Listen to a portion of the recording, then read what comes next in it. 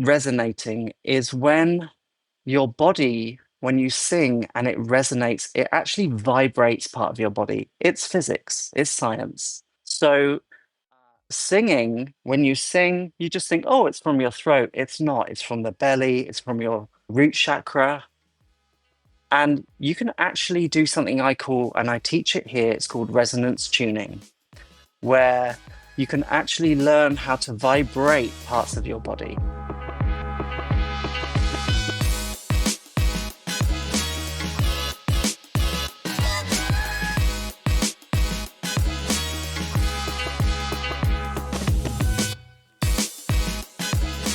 Welcome to the Awaken Magazine podcast, where influential conscious leaders come to share the real stories behind their spiritual journeys and how they're helping others awaken to love. I'm your host, David Trotter, and today I'm excited to introduce you to Steve Foland-Brown. He's a classically trained musician, he's an ex-video game audio director, and he's now the founder and creative director of Sonorous 5D, where they combine video game technology with immersive sound healing. Now, in this conversation with Steve, we talk about his journey from video games, where he has created the soundtrack to many of the games that you have loved, and he'll mention them by name, and how he got burned out and wanted to transition into something that had a deeper sense of meaning and purpose, and how he created a physical location in Texas called Sonorous 5D. We hear all about his vision of creating a place of sound healing and meditation all around immersive visual and audio. It's just amazing, the vision that he has for this space. We also talk about what it's been like for him to create this space as a gay English man in the South. Yeah, I asked him some kind of challenging questions of like, what's that been like? And he is so beautifully vulnerable about his journey of coming out multiple times, where he's now in this place of integrated authenticity to really be himself and express himself through the platform of Sonorous 5D. Now, if you are drawn to conversations like this, spiritual conversations that go below the surface, beyond kind of just that surface level conversation, you're going to love not only this conversation, but so many of the conversations that we have here on Awaken Magazine. Encourage you to subscribe wherever you're watching or listening. Click subscribe on YouTube, Spotify, Amazon Music, Apple Podcasts, wherever it might be, and share this conversation with a friend. My guess is you know someone who would be inspired by the story and wisdom and vision that Steve is bringing to this conversation. All right, let's dive in to my interview with Steve Foland-Brown. Well, Steve, thanks so much for taking time to hang with us today. It's great to be with you. It's wonderful to be with you, David. Yeah, so I want to hear about your own story of awakening to mindfulness, consciousness, spirituality. Was that something that you had in your life, some sort of faith growing up, or did that come to you later? So, I grew up in the UK originally, and there was some kind of Christianity. I was in the Cub Scouts, which means that you go to church and on certain days of the year, and you do maypole dancing, which is weirdly pagan. So Yeah, yeah. there's a whole mixture of things going on in there in the UK. It was back in the time when we still sang religious songs in school assembly. So all Wow. things great and beautiful, all that kind of stuff. So Christianity was always there, but my mum's side was Catholic. But my mum never forced that really upon me. And I would say growing up, I was agnostic. I felt a higher power. Um, that journey, you go on that journey, you only realize like when you're 16, 17, you're like, oh yeah, there was something. I Yeah, just yeah. didn't have a name for it. Um, and then gradually, I lost a lot of that, I think. I got older. There's a whole thing around coming out, coming out as a gay man in UK in the 1990s. It's a different thing. We'd just gone through the 80s, we'd just gone through the AIDS pandemic, all of Mm. that. Freddie Mercury had just died. There was a lot around that. And funny enough, my dad went to art college with Freddie. So I'm Mm. just like in the year above, and I'm like, "What, Dad? What?" And he's like, "Oh yeah, Freddie was in the year above." And I'm like, "Okay." I've got another story about Freddie Mercury. I'll tell you later. So it was growing up was very hard, and I think during my coming out, it was very difficult for me to still have a foot in that world, and I kind of shunned it. I went away to university and shunned it for a long time, or kind of all spiritual. Just I was like, oh, it doesn't accept me. I'm not good with this. Okay, Mhm. block it out. Block it out. Let's bury that. So yeah, that's the past. And so what was the kind of the entry point of that coming back into your life? How did you become more interested in things spiritual? I say it gradually snuck in on me. So when I went to university, I studied music at City University in London, and I did performance studies at the Guildhall School of Music and Drama. That's where I majored on my clarinet. Um, but I also fell in love with choral singing, so I joined the choir at university, and that was the first time when I really felt my body resonate. Hmm. What does that And mean? When you say that, what does that mean to you? well, it's just doing it right now for you. I'm very sensitive right now. There is always tons of messages coming to me, and I just feel this, and I know that what I'm doing is right. It's kind of wonderful. So, what I mean by resonating is when your body, when you sing and it resonates, it actually vibrates part of your body. It's physics, it's Mhm. science.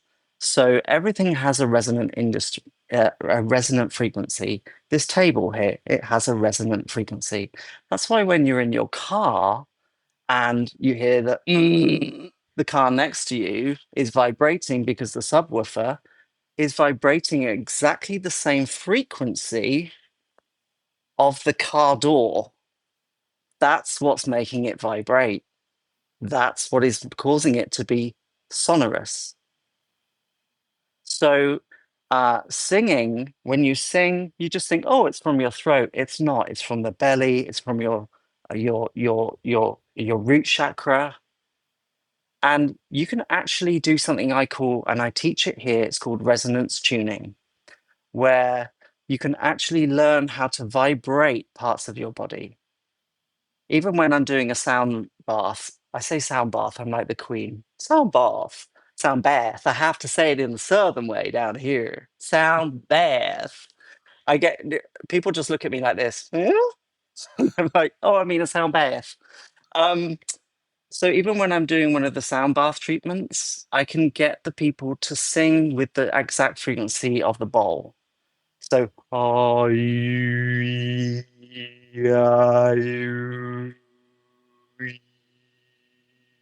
and what I'm doing there is going through vowel shapes. I'm changing the embouchure in my mouth to find the best resonance. And I can find it, the resonance for the third eye. I can find it for the throat. I can find it for the belly.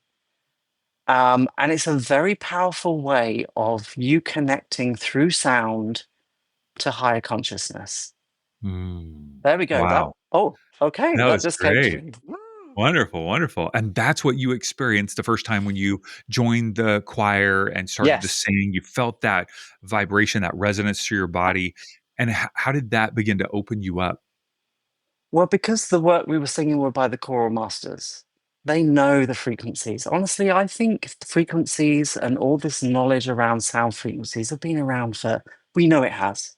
It's been around since the first evolution of man. There's always been singing, there's always been tribal music. It's grown up through us, through decades and centuries and hundreds of years. So the choral masters, they know exactly what they're doing, and I'm sure they're going right up to the solar plexus as soon as they can, because they want us to feel that sense of peace and harmony. Mm. I'll talk about him later, but my ex-partner who has moved on to the next level, I like to call it, Mm. He said, Steve, when I come and see you at choir, it's the only peace I get. Thank you. Hmm. And when I sing for him, but I sing for all my loved ones. I don't Mhm. sing for me. I do. I obviously through osmosis it comes through into my soul. But when I sing, it's for them. Mhm. Mhm. Amazing. And as you began to sing, were there then what were the other kind of like major points or breakthrough points where you go, oh yeah, that was a place in my life where I started to see things differently or experience things differently? No, it kind of goes in correlation with my coming out story. I think I've gone Okay. in and out of the closet about 6 times. Through Really? very yes, yes. Coming out the first time, I had wonderful parents. They were very accepting, but it was difficult. It was very difficult for my dad. Mm-hmm. He blamed himself. He thought it was something that he had done. He Mm, worked very hard. He, had a very busy career. My dad was a toy designer. mm, He worked any toy that you name, brand, he's worked on it. G.I. Joe, Action Man, Barbie, Cindy, the European equivalent. mm, He's worked on them all. He worked for, one of the big companies, and he, spent 3 hours in the car every day. mm, And we were just three boys with a mum at home looking after us, and we hardly saw him. He was on the M25 most of his life, traveling down from near Oxford down to London every day. mm, So I think he struggled with that he wasn't there enough. mm, And we are now wonderfully at the point where we've talked that all through, we've resolved mm, that through. And I think that's due to my spiritual journey that I've been on, that's all come to fruition. mm, So I would say I I struggle with the word awakened sometimes. I think sometimes for me it feels a bit lofty. I'm just like, I just feel like I've woken up. I've mhm, found my who I am as Steve. mm, And it's taken 42 years. mhm, And honestly, I think it started during COVID, mm, 2020. I mhm. speak to a lot of people who say that A lot. there was some shift in COVID times. Yes, a lot of shifting. Yeah. What was it about COVID that kind of shifted for you? COVID shifted a lot for me. I, at the time, was an audio director in the video game industry. So I had moved with my partner at the time from the UK. He followed my career from Microsoft through to all the other places. And then a job opportunity came up at Ubisoft in Toronto, Canada. It was working on a huge, huge, huge um, franchise, good money. It was the dream. And it was also a chance for us. Brexit had just happened. So me and John, we were very disillusioned with the country. Um, funny enough, it's similar like that now. But anyway, we won't go there. We were very disillusioned with the country. For me, I've always thought that I was a European. Mm, In the UK, you grow up learning two languages by default. You mhm, have to learn two, and then you can drop one. I mean, I dropped one because I wanted to go and play my clarinet every day, and I skipped sports and I skipped everything just so I could go and practice my clarinet. I was the muso kid at school, right? Part of the muso clique. Um, so where was I? You were talking about you moved to Canada.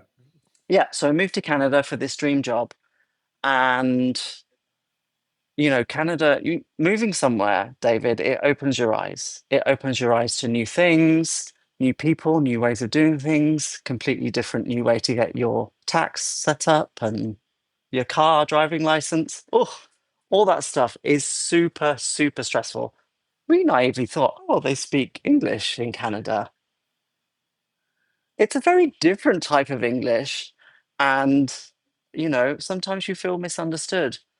So during COVID, I was used to going to a studio every day. My job as an audio director was to inspire, not necessarily create much. but really I'm the person selling the vision, the dream, the concept, what we're trying to do and translate visuals and pixels into sound. So my job was overseeing the dialogue, the sound effects, and the music, uh, and also the technical. So when I went to Canada, I was a technical director. So I only just oversaw the technicalities. The audio director handled a lot of the creative, was a shift for me, and it was a difficult shift. Um, so I was used to inspiring people. I was used to walking around. I was used to like laughing. I'm a jokester. My husband now calls me a goofball. I don't even know what that means, but I think it means quirky, a bit British probably. So COVID shut everything down. We used to be an in-person studio. We all worked on headphones, or we worked in 5.1 surround sound rooms, perfectly calibrated, beautiful, clear, crisp audio. And then we were just on these 2D screens. And for the next 6 years, that's all I did. I was on in the 2D world. They And kept you at everyone, home. They kept you at home after COVID. well, they didn't. I chose to move on from that studio, and I went to go and actually form my own business called Mhm. Sonorous. Just Mhm. Sonorous. There was no 5D there. So actually a wonderful thing is that my logo was designed by my ex, who's sadly not with us. So Sonorous lives on, but now we're in 5D instead of 1D. Mhm. Mhm. So, and of course, that I was working with multi-international clients all over the world, people in LA, people in London. So I was working round the clock, holding down multiple clients, working on like something was a sports game, one was a first-person shooter, one was a narrative action adventure title, one was just a very beautiful cartoon narrative kind of indie game they call them. And it's all just through a 2D screen. And I thrive on people's energy. I love to feel people's vibration. I love to hear their voice. I love to hear their presence, feel their presence and their energy. To Mhm. me, that's my life force. Mhm. And we all know that you can meditate over Zoom. I did it this weekend with a wonderful group, but it's not the same. Mhm. And getting work done in a highly creative field like video game development, especially sound. Sound is like people are like, you do the sound? What do you mean? Do you just do it with your mouth? I'm like, no. We work with composers, I inspire composers. We work with Foley artists, people who do the things in the pits, recreating all the sound. We work with wildlife recordists who go and get the natural soundscape for you so your game feels authentic. We work with programmers. We work with many different types of people. And that's a Mhm. whole skill in itself, learning how to communicate and vibrate with Yeah, different types of people. Programmers are especially different. yeah, They're very different especially type of very people, different than creatives, yeah. right? So, that's all about learning. I learned a wonderful technique, color theory, right? Where you can the color theory of personalities. So you Yeah. can actually go and go, and we're not talking about auras here. You can actually go, oh, this person is green with blue. And then you can tailor the way that you communicate to them. Often my energy is too much. It's too much for a programmer because I'm all like, oh my God, I've got this idea. I'm so excited. And they're like, hang on, slow down. What do you mean? And I'm like, oh, I just want to do it. I just want to test it. I just want to test it. And they're like, no. Anyway, so then I just walk away because I thought, I know I've annoyed them. So then I come back with a one-pager document and then we work through it methodically. I just get so excited. Yeah, yeah, I'm ve- yeah. I'm very sunshine yellow. So yeah. And so take us then to now owning Sonorous 5D in Yeah. League City, Mm. Texas. How Hmm. did you get there? Okay, this is the story. You ready? I'm ready. Okay. So um I had just split up from with my ex. We were together 16 years, beautiful, beautiful relationship, and we split on good terms. But when the energies it's hard to cut that cord. It's hard to un undo the connection. And sometimes that connection hurts and it pushes and it pulls you. And you literally feel that pain in your stomach is the pulling. And, I've done a lot of psychotherapy. I've done a lot of other types of therapy in my life. And, they say cut the cord, blah, blah, blah. Now, cutting the cord with John was very difficult because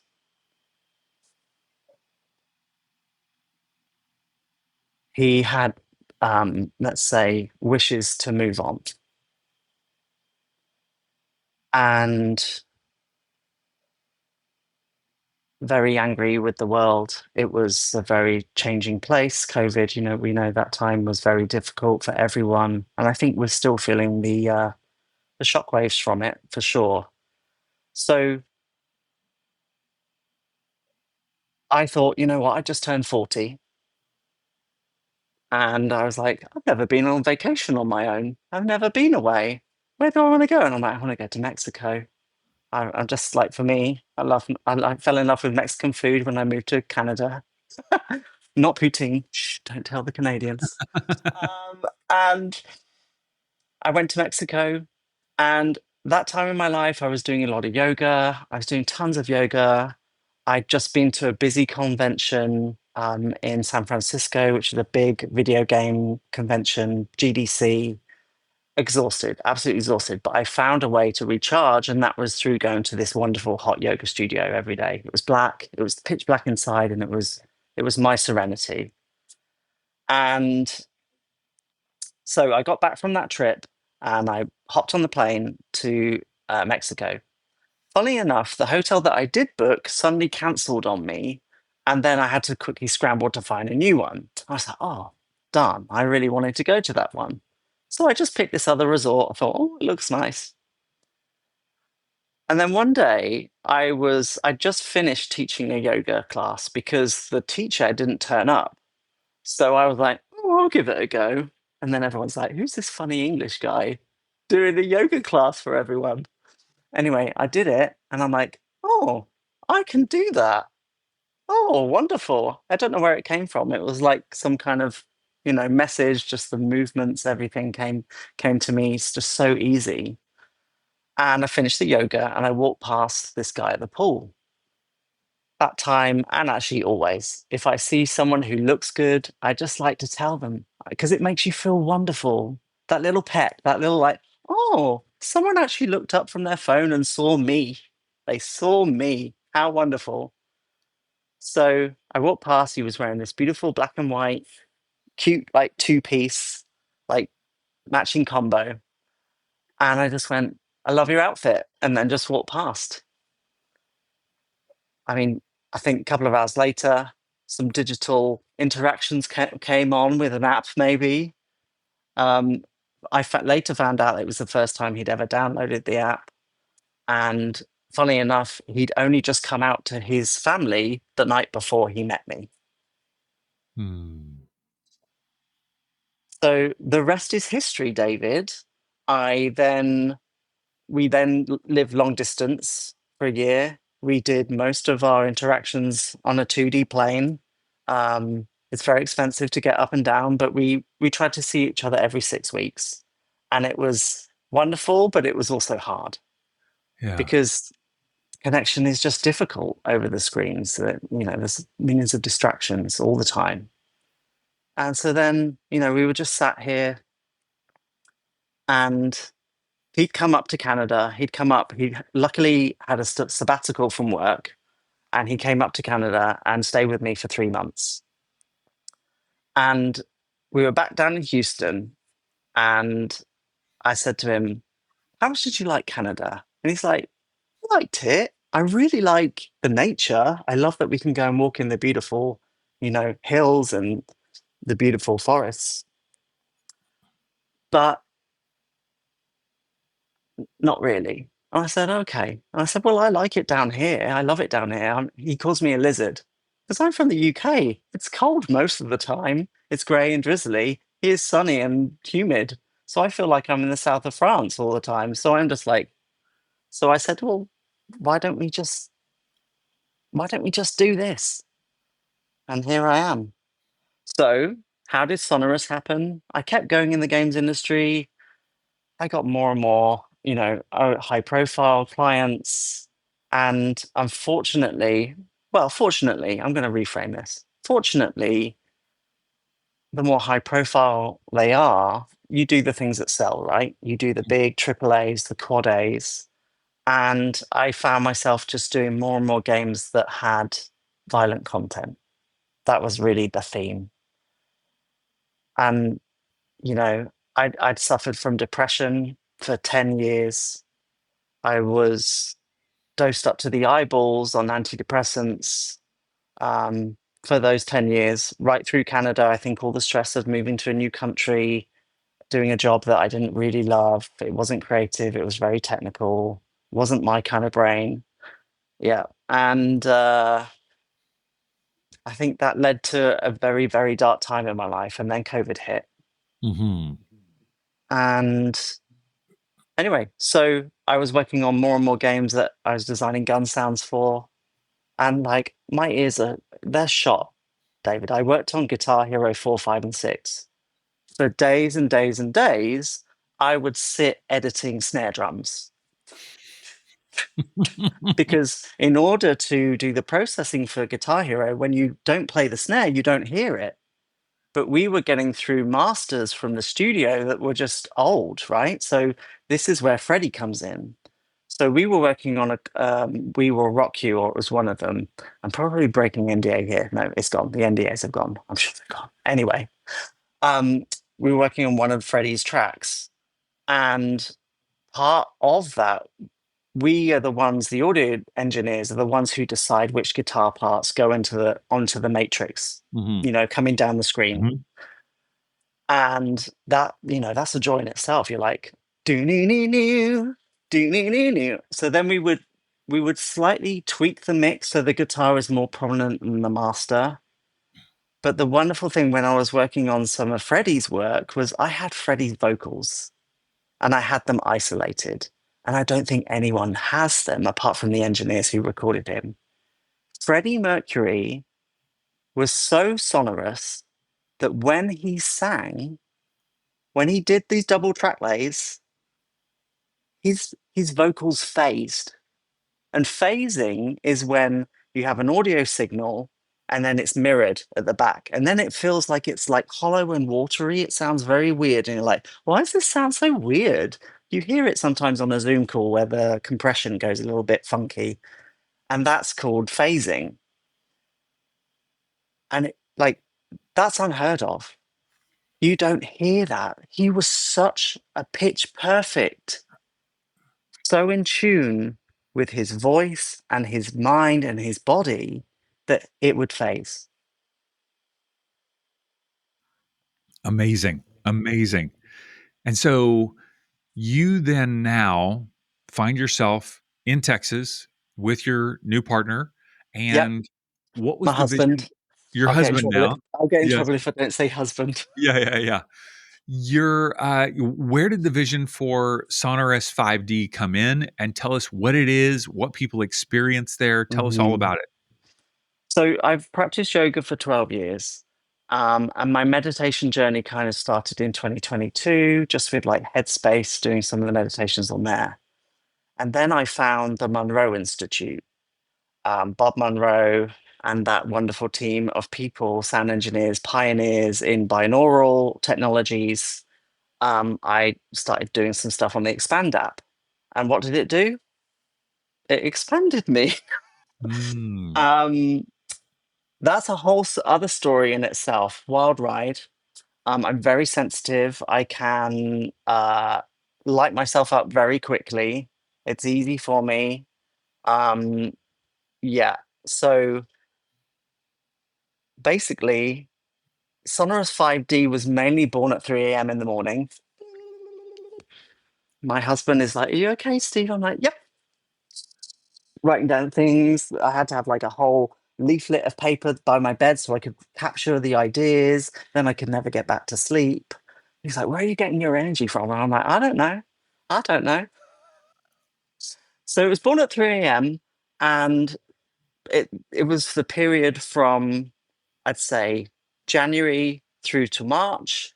I was over the road getting my hair cut at the barber over the road, and I saw a Felice sign. And I was like, Felisa, Felisa, Felisa. The barber and my husband are like, who the hell is Felisa? I'm like, I don't know. What are you talking about? Felice. And then on Monday morning, I walked in and I signed the contract. When I move fast, cosmic Yeah. fast, right? So, what 5D is, it is a brand new type of immersive healing center, all through the power of sound.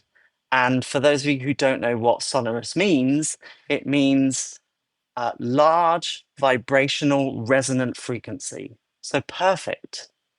If something is sonorous, it means that it's loud, it's broadening, it's enveloping, and it's just stunning, right? I love Mm. the word sonorous. I love that people don't know what it means. I don't ever tell people what it means. I just go, just Google it. I don't say that, but um, so it's a brand new type of sonic immersive uh, space. It is the culmination of all of my work. So you see here, it's rendered in Unreal 5, the video game engine that I used to work in. It's full Dolby Atmos in here, so the soundscape moves with you as you practice. You will hear butterflies flitter over the top of you whilst you're meditating. Not whilst you're meditating. We don't need visuals while we meditate. That's all just a gimmick. But yoga, you can do yoga in the cosmos. You can do yoga in Albion, which is a beautiful ancient woodland in kind of like the medieval time in the UK. You can do yoga in the Nevada desert, which basically I just open the door and then it's kind of hot yoga. No heating needed down here in Texas, y'all. Oh, seeing as I'm talking about Texas, I think I best put my cowboy hat on. There we go.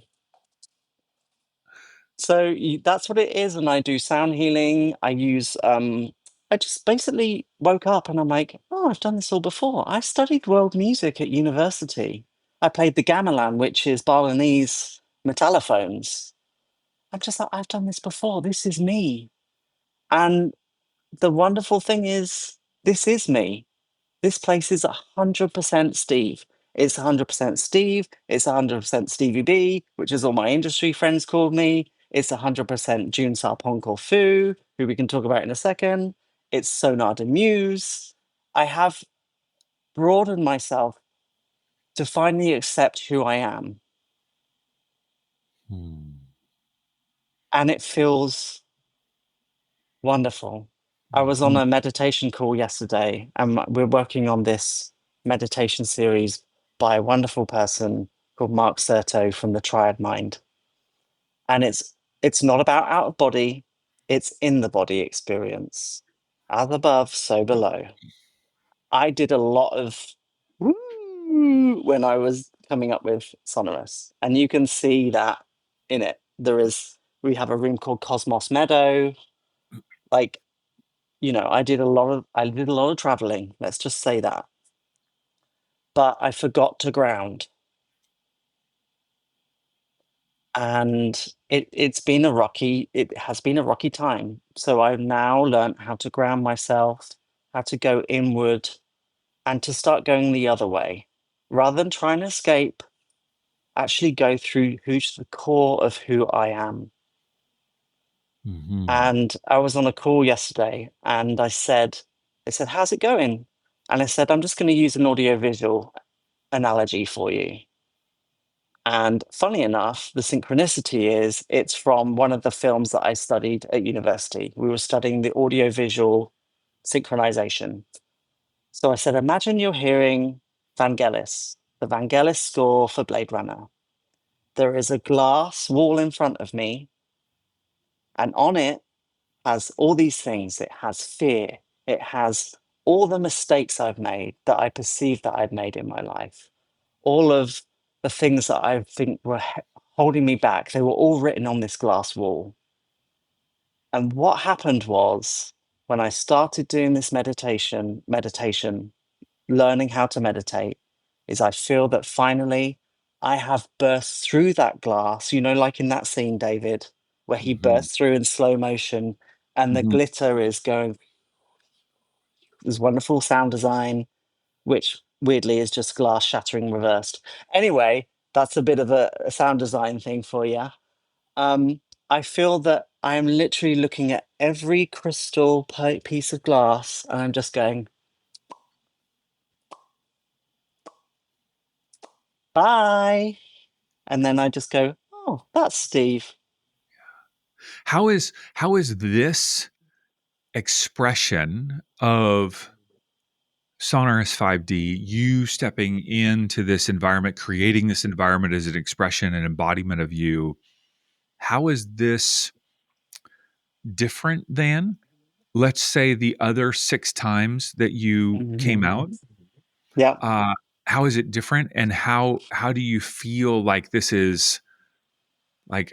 Why is this the real you this time? Okay. This is the story. I'm just going to take a little sip of water before I go into this one.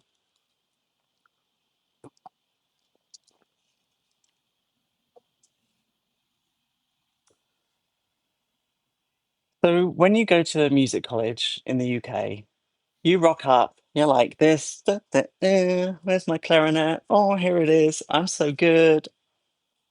And then you get there and you see all these virtuosic people.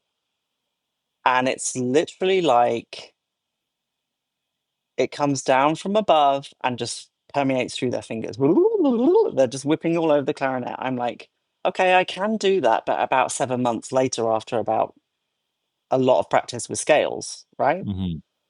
So I walked in, I thought it was so great. I was walking into the Guildhall School of Music and Drama, which is at the Barbican. It's like it's honestly the Mecca. It's that and Trinity College. They're the two kind of biggest music universities in London, in the UK. And I walked in to uh, learn the clarinet again, right? And learning was what I did. The guy literally smashed me to pieces. I had grade 8, and I don't think the grades are the same here, but grade 8 is the top echelon. I had it with distinction. I thought I was so great. I thought, oh, I can play any concerto, I can play anything I like. He literally pulled me apart and said that I was pretty rubbish, to use a polite way of saying it. And then for the first whole year, all I did was play scales. He would walk in and be like, G flat major, dominant seventh, C sharp. And then all I have to do is, and that would be the whole hour. And he's like, nope, not good enough. And then he'd be like, go practice. And then I'd walk in the next week and do the exact same thing again and again. It got to the point where I was a week away from my recital, which is the gateway to then study next year. And I said, "Hey, I haven't even worked. I've just been doing scales. I've got my recital next week." He said, "Oh, just play something you've played before." It crushed me, absolutely crushed me. And I completely messed up my recital because I was so low. I was like, this is not what I came here for. It was just horrible, absolutely horrible. So I picked myself up and chucked the clarinet away for a little bit. Went and sang, went to the choir and sang, and then started to think, oh, what can I do? Well, I really enjoy this tech stuff. I really enjoy all this electroacoustic music, which is a art form that stems from musique concrète in the 1930s by Pierre Schaeffer, who was a French musician. It's all about recording sounds, reversing them, mixing them up, and creating these kind of like soundscapes. So I fell in love with that. It's where I learned to use Pro Tools. It's where I learned to sound engineer. And, I then basically changed from a B.Mus, which is a Bachelor of Music, to a Bachelor of Science in Music. And then the rest is history. I then went to go for my work for my dad's sound company that he set up after he left the big conglomerate. My job was to localize Fisher Price American products. So all the toys that go, it's loading time. 1, 2, 3. My job was like to go and record, cast, direct all around Europe different actors. So there'd be A, B, C, D, E, F, G, H, E, G, K, L, M, N, O, P. So French, like I would go and then direct and gleam out these performances from people who worked at the BBC World Service. They weren't singers, but somehow I managed to pull out these wonderful performances from them. Then got to work in video games, and then the rest is history. But today, you feel like this is an embodiment of the real Steve Brown Yes, stepping out, coming out, because not this necessarily. time, yeah, both. Because this time, David, all the compositions are mine. I was told at university, you're not very good at composition. Mm, I was, told by multiple people, it's pretty basic, it's pretty rubbish. hmm But for the first time, I am making my own compositions here. The sound bowls, it's all composition. It's all about rhythm. It's about tonal. It's about frequency. It's about combining frequencies to get the wonderful entrainment effect that you can get mm. through the bowls. So And for the you're, first time, it's purely me. yeah, I can feel that. I can feel that. So you're offering yoga, you're offering Yep. sound baths. Yes. Well done. Well done. You Yes. can charge more for those there if you say a Oh, bath. they're very posh. That's why. Sound baths. You have special offerings. One of the things that I found is so interesting was a grounding, like walking in front Yes. of a big, huge wall of nature, a video wall. Yes. Yes. So the I call them the grounding teleportational walks. When I try and describe what this place is, I say, "Are you a Trekkie?" And sometimes they say yes, and I just go one word: holodeck. And that's what this place is. It's a holodeck. This room here, we're currently in Albion, transforms to a concert hall, and it can transform to anywhere you want to go in the world.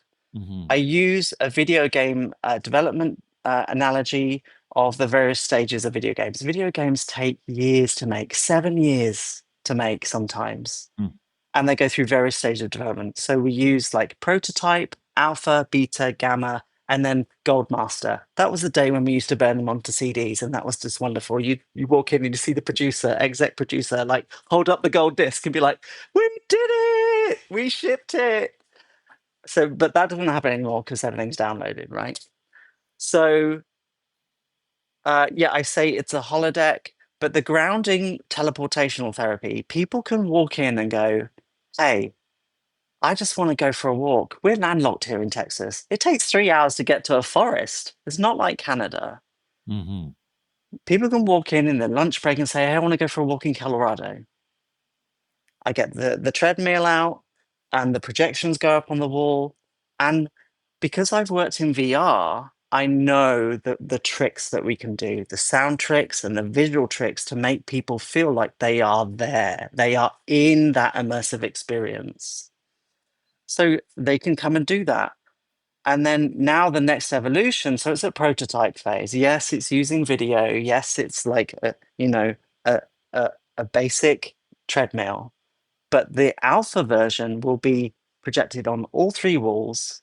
It'll be rendered in a game engine called Unreal and using WWise so that when you walk past a bird in a tree, it will literally walk past you. We will have a Connect camera, which is an old Microsoft camera. I used to work at Microsoft. We made Xbox games, we made Connect games. It will motion track how fast you are walking and move the world along with you. The sound will be going with you. It's going to blow people's minds. And it's not VR, it's in real life. I Yeah. then augment it with fans on the ceiling. We augment it with wonderful scents of, that musky smell, that beautiful earthy smell. And then I bring in more video game stuff. And say you come with your family. You've got two treadmills, the kids can be on the treadmill, and mum and dad, or dad and dad, or whatever mix of the family can do the Foley for you. So they're going to be Ah. creating the sound.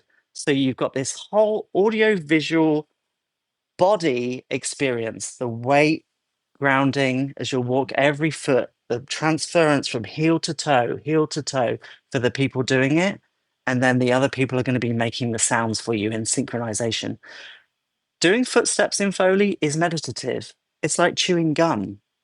It's meditative and it can put you in a trance like state. So I am Mhm. so excited to bring the world this. Everyone thinks I'm crazy. Everyone is like, what are you talking about, Steve? And I'm just like, wait and see. And you have a special offering for those who have special needs and families that have Yes. kids with special needs. Tell me about that. So this is core to me. I believe right now, everyone is having a tough time. It's hard right now in America. It's not easy being here. It's expensive. And I feel that a lot of minorities are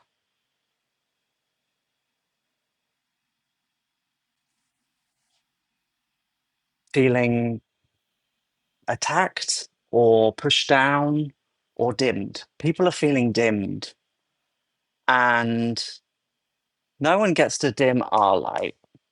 Nobody. No one gets to dim our light, whether you're gay, straight, whatever. You're just human. We're all one. No one should dim anyone else's flame. That's what I say. And yes, I'm guilty of it. Sometimes we all are. We sometimes go very 2D and we get angry and we're not great people. They're agreeing outside. There's bangs outside. So I think those people need a chance. So that's why all of the offerings that we can do, they are tailor made. Kids with special needs can be very photosensitive. They can be very reactive to certain frequencies, certain light patterns. So it's all where they come and work with me and we workshop it together. Do you like this? Where do you want to go? Do you want to go underwater? Oh, yeah, I want to go underwater, Steve. Okay, I'll just play the sound to start. Do you want to see? Oh, I'd like to see. Is it moving too quick for you? Is it too fast? No, it's fine. That's nice. And it's about using the power of binaural sound and the entrainment to get the brain into those theta states, the different wavelengths, the near sleep state through meditation, through headphone based binaural technology, that we can help bring calm and peace to these families that desperately need it. And it's why Mhm. they're all 50% off. They Mm. like, for me, I would love to do it eventually, be completely free for those type of people. It kind of also correlates with another thing that I run is called Starseed Rewards, which is basically you come into the studio and say, hey, Steve, I had a therapy session this week. I planted a tree. I had a very difficult conversation with my partner and I used focus state 10 to do it. I'm like, great, here's some rewards for you, which are basically, I call them hertz. So the frequency, basically hertz crystals, I give them a bunch of crystals, and then that relates to they can then spend it on the more premium experiences in the studio. Mm. It's just Amazing. my Super way of creative. giving back. Yeah, yeah. I am curious what it is like to be a gay English spiritual conscious leader in Hmm. League City, Texas. I've never been to League City, Texas. I've been to Texas. I grew up in Yeah. Kentucky. Okay. So, So I get the South. But what is that like for you starting a business people starting the type of business that you're starting is very unique and challenging in and of itself. And now you've got these beautiful uniquenesses that you're bringing to this area. What is that like for you? mm. Well, I'll say it's challenging, David. It's super challenging down here. I thought I was marrying a cowboy. He's not a cowboy at all. Oh no. I do stupid accents. It's part of the whole alter ego thing that we can talk about. Um, it's difficult. It's At first I was like, oh, everyone's super friendly. It's very welcoming. It's that southern hospitality. But the more awakened I've come, the more flamboyant I've come because I'm more confident. I'm just like, I don't care. I'm going to wear a wig in the parking lot. My backyard. I'm going to go in my swimming pool naked. It's my backyard. I feel comfortable doing that. And the more comfortable I've got, the more, let's just say the world feels like a little bit more frictional against me. But you know what? Through meditation, I have wonderful protection methods. I don't need protecting, but I can cast a resonant energy balloon around me, and we won't talk about what that is. People can find out what a resonant energy balloon is. Go to the Monroe Institute, it teaches you how to do it. Honestly, it's magic. It's absolutely magic. And I walk around, I don't care. I really don't care. I'm the freest I've ever been in my whole life. And, people can judge, but I just don't take their energy on. I know that sounds a little bit arrogant, but I just don't. And sometimes when I do, it hurts. It really Mhm. hurts because Are I you just finding your feel tribe? Are you finding people that are like, "Oh my gosh, yes, I need what Steve is offering here at Sonorous 5D?" it's taking its time. But you know Mhm, what? When people walk in or I see people, I know. I know I'm mhm, like, they're 5D. They're definitely 5D. I can feel it from them. I don't know whether it's an aura thing or if it's a vibrational energy. I don't know. I'm on that journey myself. I'm still discovering all of those techniques. But I know when someone is 5D, and I know when someone has the potential to be 5D. I can see when they're very much in their 3D world, when they're very much in their 2D world. I feel it, and that's where the tour guide steps in. I'm not a teacher. I'm not some kind of oracle. I'm just Steve. I'm just a gay guy in Texas who has discovered this wonderful magic. mhm. And I just want to tour people through it. Yeah, yeah. You mentioned that you have a couple of alter egos. Hmm. I don't think I have an alter ego. Maybe I should get one, but I wanna hear about You yours, can like, find because one. It'll be in here. yeah. Te te Tell me about yours. Well, it's very much inspired by kind of the pop princesses. I'm wearing one right now. She's my girl. Kylie Minogue has been with me through my life since the age of 14. She's been through every coming in and out of the thing. I've seen her in concerts. She is the master of reinvention. She is the master of energy. I went to a concert with her in Austin. Like, literally, just stop, guys. Just stop talking to me. Look, like, she is an incredible energy, and she has been with me every step of the way through my whole life. So I do drag. I do this.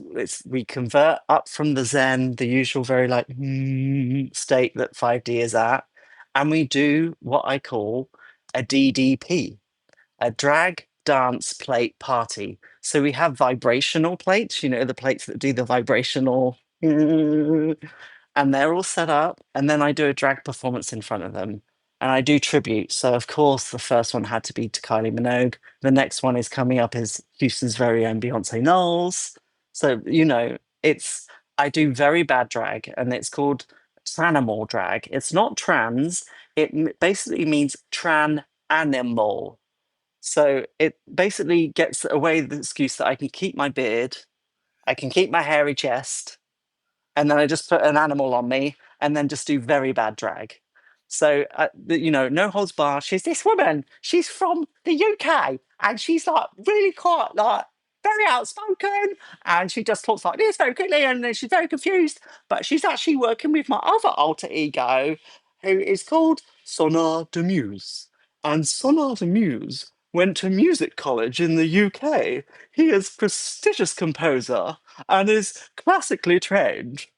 So there's this whole skit that I do between them, and it's very much one of the dichotomies of growing up in the UK. The UK, you think we have a class system in the States. The UK has a class system, and I mean class system. Everyone looks down on everyone. It's ingrained. Of course it is. We've had kings and queens ruling us for centuries and centuries. Hmm. Their blood is from God, apparently. The bloodline. Hmm. So this whole alter ego is my way of therapizing myself.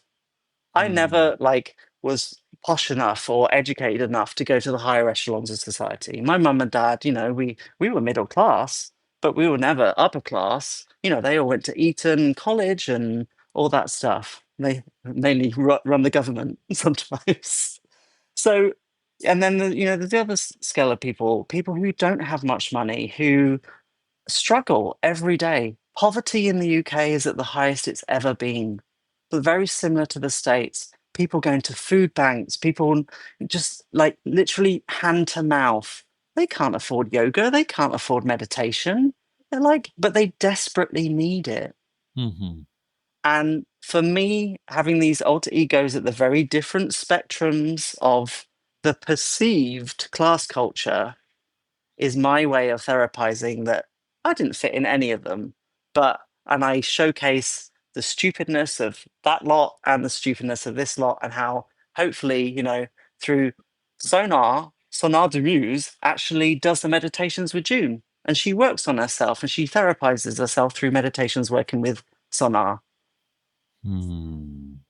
Thank Do you I for sound sharing that. crazy? No, it's very interesting. I love how you are recognizing that that is therapy for you, working out these aspects of who you are. That held me So, back. That held me back through my life. yeah, yeah, yeah, yeah, yeah. Very interesting.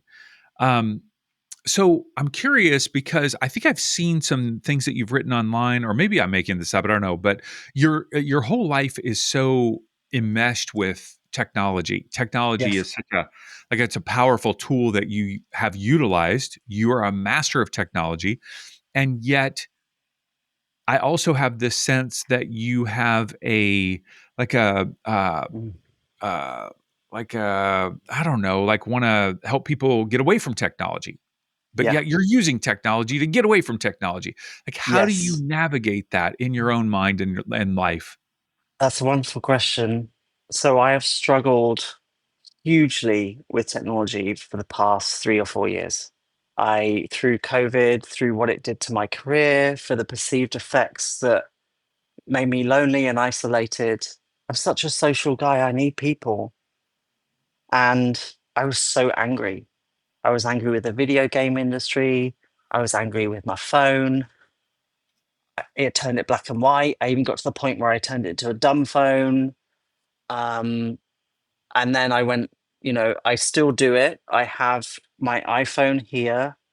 If I feel that I'm overwhelmed, I put it in the black and white mode, the accessibility mode, and I've taught that to a few people who have said, "Why is your phone black and white?" And I'm like, because I want to reduce my tech addiction, and it's an addiction. Like these things, I've been in meetings where we've talked about how to keep people in the loop.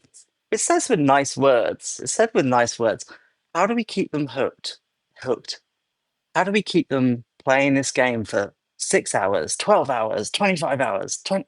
And and for me, it sat so badly. I'm just like, I can't do this. People spend enough time on these as it is.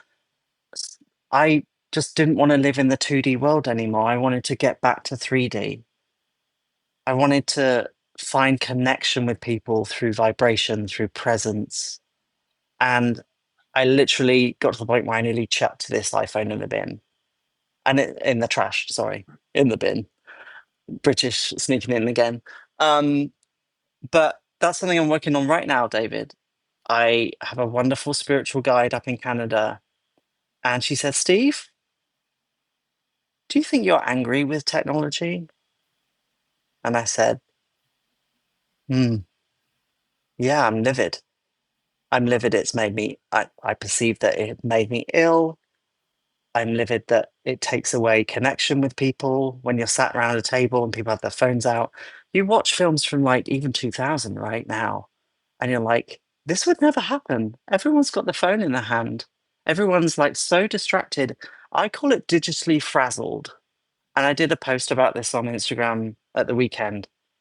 That feeling where you get to Sunday and you're like, what happened this week? And you're like, oh, well, it was this, and then I had the problem with the two-factor authentication, and then I had to go to 25-factor authentication because it phoned me 7 times, and then that account was disabled, and then that password didn't work, and I didn't forget the password, and then the password has to be 25 characters long with 3 special characters. Oh, and then I went on date night, but it all went wrong because I didn't have my iPhone with me, so I couldn't get the tickets up for the theatre. And I woke up on a Sunday and I'm like, what have I achieved this week? I just feel like I've achieved nothing apart from staring at my screen and going, and I Mm-hmm. call it being frazzled, digital frazzling of the brain. Mm-hmm. And it's why I set this place up. And I have a Mm-hmm. very hard policy. I'm like, phone's at the door. If your phone goes off more than once, you're out. You're done. You're done. Like it's vibration, David. If Mm-hmm. that vibration comes on, if that energy from whatever message is coming through comes in and interrupts someone else's time that they have carved out of their very, very busy day Mm-hmm. with a ding or a the only sounds I want people to hear are the sounds coming from the speakers, which are carefully choreographed and they're natural. It's nature sounds. It's, wonderful, peaceful tones that really just bring us to a calmer state. Yeah, yeah, beautiful. All right, so people can obviously visit you there at Sonorous 5D in League City, Texas, Yeah. and so we will have all the links to your location and your social media.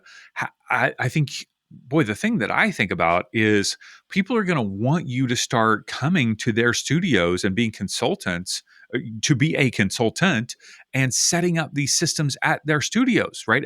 Are you ready to do that? Hang on, David. I only started in January. I think my husband might have a fit. Um, I have a lot of contacts in the video game industry. I'm looking to partner with Dolby. I'm looking to partner with big graphics makers, with the engines that I use to create these experiences. That's my first avenue is to partnership to really create a new form of entertainment, calming, Wellness. a new form of digital wellness, right? Mhm. That's what it is basically. Um, that's what I'm looking to do, and I manifest it every day. I'm like, in 5 years' time, there's going to be a resort in Costa Rica which will be Sonorous 12D, I love it. not I love it. 5, 12. We will be up there by then, and every iteration, every place that I open will go up a dimension. I'm seeing that you're helping people shift from from being digitally frazzled to digital wellness, right? Yes. Wellness through this whole technology. It's so powerful. You are going to start offering meditations online as well. If those who are not there in Texas, what can people Yep. anticipate? So basically, they will be binaural, which I mean is 3D audio over headphones, which will use the entrainment tones to bring you down your brain waves to the theta, near theta state, the alpha waves, just like the bowls do, through binaural, which is, people might be like, oh, it's weird. It does feel weird to start with, for sure. You've got these kind of like Yeah, right. things in your ear, but that's where the sound design and the soundscapes and the music, and this isn't new. This has been the Monroe Institute did this from the 1970s. This is not new technology. It's wonderful. And I think we are at the precipice of a revolution in healthcare. Mm. That sounds lofty, but I really think we are. And I'm not the only one saying it. Hmm. Hmm. Where can people follow your work? Where can people find information about Sonorous 5D? Sure. So you can visit the website, which is www.sonorous5d.com. And then we're on Instagram at sonorous5d. And then we're on TikTok. But that's where June and Sonar live. They were too stupid. They were messing around a lot. They were just having too much fun. They were messing up the vibe of 5D. So June actually lives in the restrooms. That's her room. And then Sonar lives out in the back garden. But you can find them on TikTok at Jun Sarpong Corfu 5D. Great. We'll link to all of those wonderful locations. Steve, it is great to be with you today. I am inspired by your coming out of like just bringing all of who you are to not only that space in Texas, but just to the world. So thank you so much for sharing your story and your wisdom. And I'm excited to see how things continue to unfold for you. It's great to be with you. So, quick word from Sonar. Thank you so much. I'm so clever and so educated. And a quick word from June. Oh, thanks very much. I'm good, aren't I? Thank you. Bye. Wonderful. Thanks for listening to the Awaken Magazine podcast. If you enjoyed this episode and our other conversations, would you mind taking a moment to leave a 5-star review and maybe even a comment on Spotify or Apple Podcasts? That's one of the ways that you can give back to the show and help us reach more people. And of course, feel free to share the episode with a friend. And if you're not already on our email list, we send out an inspiring email every Monday morning full of articles and interviews. Just head on over to awakenedmagazine.com and click subscribe and join for free. Our hope is that all the resources we share will help our world continue awakening to love.